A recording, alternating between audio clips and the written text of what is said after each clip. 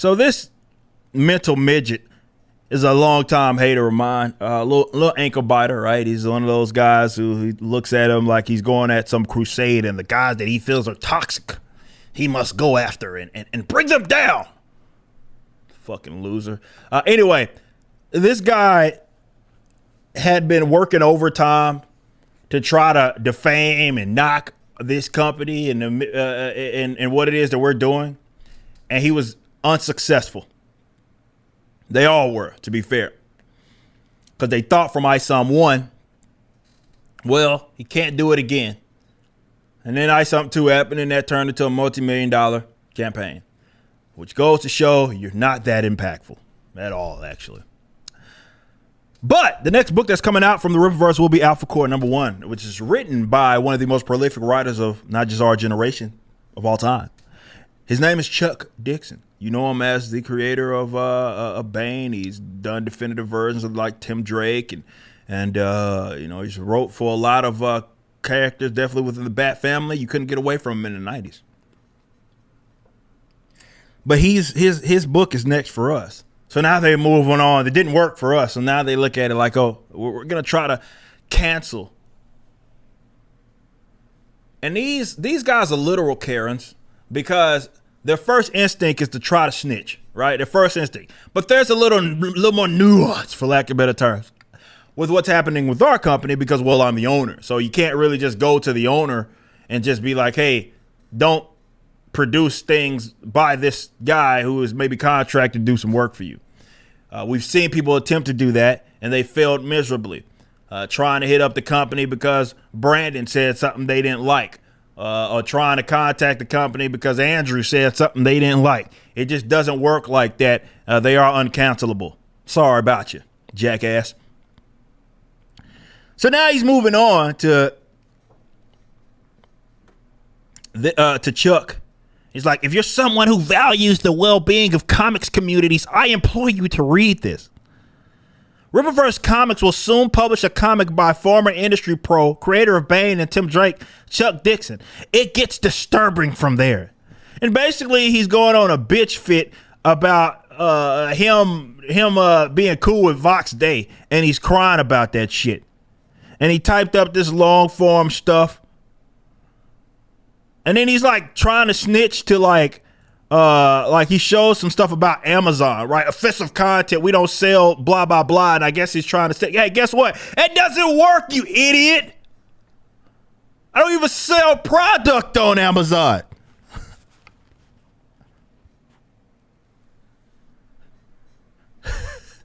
So he's writing up a bunch of stuff going on about Chuck Dixon and all this other goofy stuff. None of it matters. This violates Kindle's policies. We don't even put product out on Kindle. But he's trying to get ahead of it is what he's trying to do. I implore you to read this if you care about. Shut the fuck up, you loser, bro.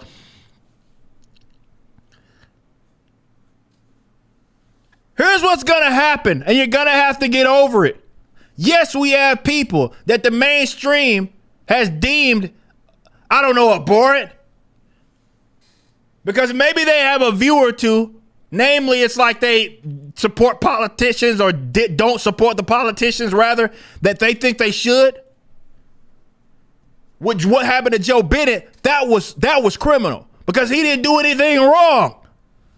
They're trying to defame my mans, and they got the one book that people gave a crap about. How I feel about it is irrelevant, but they gave a crap about, and that's Immortal Hulk. Took him off the damn project. Wrongfully. And Joe Bennett. And here's what's going to happen and what you're going to have to get over with. As far as this company is concerned, Chuck Dixon is about to be part of a campaign that is going to make hundreds of thousands of dollars, perhaps millions. And guess what? He gets a bonus in the event that it does. You're going to get his pockets lined up, and there's nothing that you can do about it. This is the importance of what it is that we do. Not only am I in a position to shield, be it my contractors, be it my employees, away from this bullshit, because so many people have to deal with that, man. They say some people want to go to their employers. They want to get them to put off a certain platform. That doesn't happen over here. And you can't do shit about it. You know why? Because what are you going to do? Well, we don't want the Rippaverse to publish that. Who are you going to go to? Well, go to the publisher. I am the publisher. Oh, well, maybe we go to his distributors, right? I am. Look at me. I'm the distributor now. There's nothing you can do. Nothing. And they're going to have to get over it. That can be said for everybody that's here. I got some other stuff that's up my, well, I ain't got no sleeves on, but you get what it is that I'm saying. There have been people that are very creative, and because they said something you don't like, you've deemed that they shouldn't be a part of like the fucking comic book industry.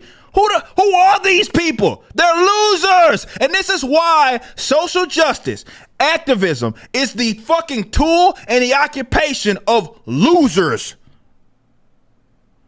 Because it unfortunately has been able to amplify people that are not only unreasonable, but it gives them some sense of importance that they have never got in their entire lives, ever.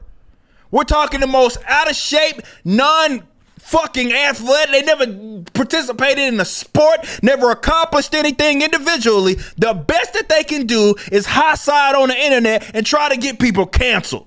That's the best that they can do. And that's why it is important that companies like the Rippaverse exist. And this is what really aggravates them. If you wonder why people are so mad, every day we get comments from people that are new to this and like, what the hell is so controversial, so controversial about what it is that this guy is doing? The way folks talk about him on the internet, you would think that he was going around slapping people's fucking children in the face. The reason why they're so mad, and I will end on this note, is that we've not only created something that has been wildly successful, but it is largely immune to their dirty tactics. And that has a way of aggravating them even more, and they turn up their already ineffective tactics. But if I can offer advice to the people that now want to move to try to canceling Joe Bennett probably next, and my man's Chuck Dixon, there's nothing you can do. You're just gonna sit up here and watch the Alpha Core numbers go up when the book gets announced, and he's gonna have at minimum $100,000 campaign, minimum, perhaps millions, perhaps even multi-millions. We'll see. Either way, it's gonna be wildly successful. He's gonna get paid by way of a bonus, and there's nothing that you can do about it. Nothing. If you like this video and want to get into a new comic book universe, visit Rippaverse.com. Our first campaign for ISUM 1 hit $3.7 million, and the pre-order campaign for ISUM 2 is currently live. So go check it out and watch the official launch trailer, which is the first animation of Rippaverse Studios.